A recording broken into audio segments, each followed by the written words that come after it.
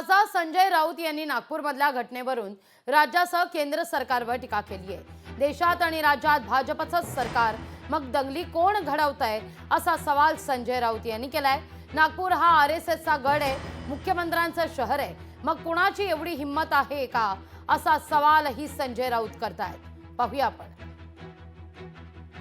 अशा प्रकारे दंगली घडवतात, हिंदूंना भडकवण्यासाठी आधी हिंदूंवर हल्ले केले जातात। हा एक नवीन पॅटर्न निर्माण केलेला आहे। हा नवीन पॅटर्न, कोणाची हिम्मत आहे इथे अशा प्रकारे काम करण्याची नागपुरात किंवा मुंबईत? मला वाटत नाही। हा एक दंगल पॅटर्न महाराष्ट्रामध्ये नवीन किंवा देशात नवीन निर्माण झालेला आहे। आधी हिंदूंच्या डोक्यामध्ये भय निर्माण करायचं, त्यांच्यावरती हल्ले घडवायचे आणि मग त्यांना दंगलीसाठी प्रवृत्त करायचं आणि मग अख्ख्या राज्यात देशात दंगली पेटवून 2029च्या निवडणुकीला सामोरं जायचं। हा नवीन दंगल पॅटर्न निवडणुकीतला तयार झाला। राष्ट्रीय स्वयंसेवक संघची विचारधारा अशी आहे किंवा भाजपची की छत्रपती शिवाजी महाराजांचं आणि संभाजीराजांचं महत्त्व कमी करायचं, ही त्यांची पहिल्यापासूनची विचारधारा आहे। छत्रपती शिवाजी महाराज आणि संभाजी महाराज हे भाजपचं कधीच शौर्याचं आणि विजयाचं प्रतीक नव्हतं आणि नाही।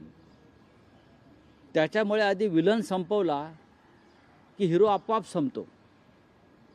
त्याच्यामुळे विलनवरती हल्ला करून महाराष्ट्राच्या हिरोना संपवायचं, ही बहुतेक ह्यांचं एक भूमिका दिसते। नागपुर में हिंसा होने का कारण नहीं है। नागपुर आरएसएस का गढ़ है, आरएसएस का हेडक्वार्टर मुख्यालय नागपुर में है। वहाँ मोहनराव भागवत जी बैठते हैं, पूरा हिंदुत्व का प्रखर हिंदुत्व का कुनबा वहाँ बैठते हैं। वहाँ देवेंद्र जी का चुनाव क्षेत्र है, वहाँ दंगे कौन कह रहेगा कि उसकी हिम्मत है? गृहमंत्री देवेंद्र फडणवीस जी है, मुख्यमंत्री देवेंद्र जी है, वहाँ भारतीय जनता पार्टी के प्रदेशाध्यक्ष बावनकुळे नागपुर से है और 4 मंत्री आसपास है।